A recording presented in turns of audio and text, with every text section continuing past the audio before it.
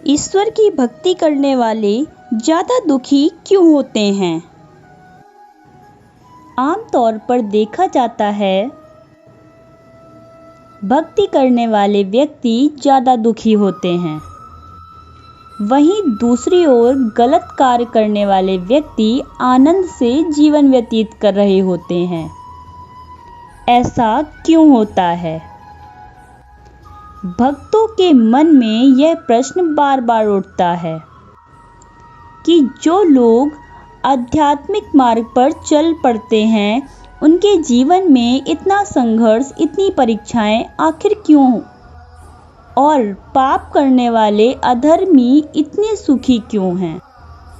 तो चलिए आज हम इसका स्पष्ट उत्तर समझने का प्रयास करते हैं। यदि आप इस वीडियो तक आए हैं तो इसका सीधा अर्थ है कि आपके अंदर भी कहीं ना कहीं आध्यात्मिक जिज्ञासा पनप रही है। आप भी इस मार्ग पर चल पड़े हैं। जब भी कोई व्यक्ति खुद को आध्यात्मिक मार्ग पर मोड़ने का प्रयास करता है, तब उसके सामने 3 मुख्य बाधाएं होती हैं। पहली बाधा, ईश्वर व्यक्ति की परीक्षा लेते हैं कि क्या वह व्यक्ति इस मार्ग पर चलने के लिए अभी तैयार है या नहीं। यदि व्यक्ति का संकल्प बाहरी इंद्रियों से प्रेरित होता है तो वह इन परीक्षाओं से घबराकर वापस मुड़ जाता है। वहीं जिसका दृढ़ संकल्प होता है और जो परीक्षाओं से नहीं डरता, उसका पूरा मार्गदर्शन फिर ईश्वर स्वयं करते हैं।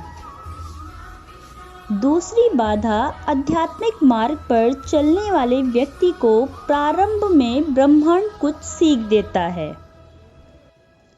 व्यक्ति जब तक उस सीख को अच्छे से ग्रहण नहीं करता, तब तक उसे कठिनाइयों का सामना करना पड़ता है।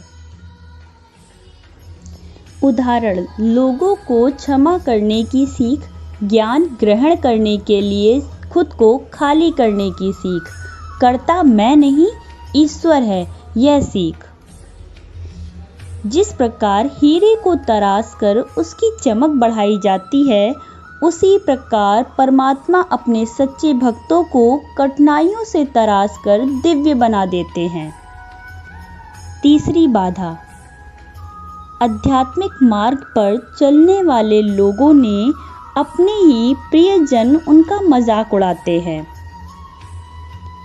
वास्तव में यह भी ईश्वर की एक परीक्षा ही होती है। जो लोग अपने जीवन के लिए किसी भी पड़ाव से इस मार्ग पर चलना प्रारंभ करते हैं, तो सबसे पहले उनके परिवार वाले ही उनको रोकने का प्रयास करते हैं। उनके मित्र उनका मजाक उड़ाते हैं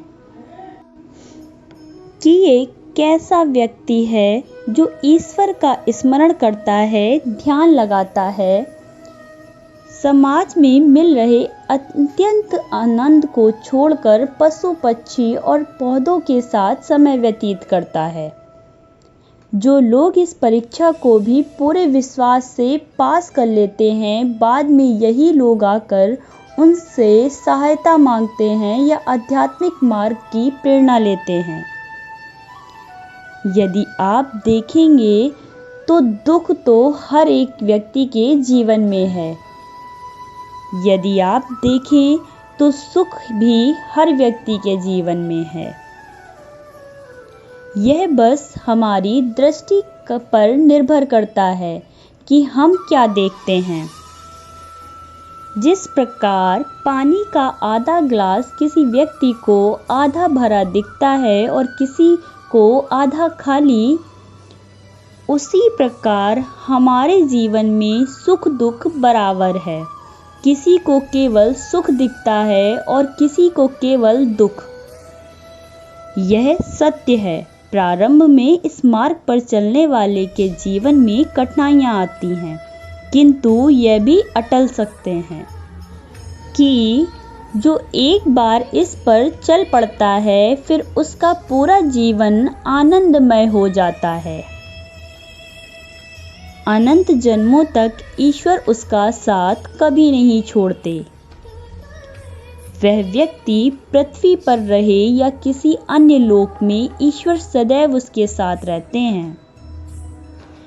वही ऐसे लोग जो आज अधर्म कर रहे हैं, पाप कर रहे हैं, वह आपको कुछ समय आनंद में दिख सकते हैं, किंतु उनका आगे का जीवन बड़ा कठिन हो जाता है। वह बार बार केवल जन्म मरण के चक्र में भटकते ही रहते हैं। वह बिना किसी मंजिल के चलते हुए एक चक्र में फंसे रह जाते हैं,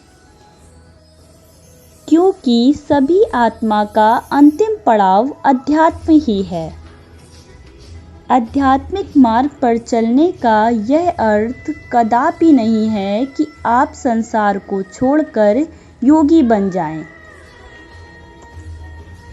आध्यात्मिक होने का अर्थ है कि आप अपने सामाजिक पारिवारिक कर्तव्यों का पालन करते हुए स्वयं को जानने का प्रयास करें और ईश्वर से जुड़ने का प्रयत्न करें।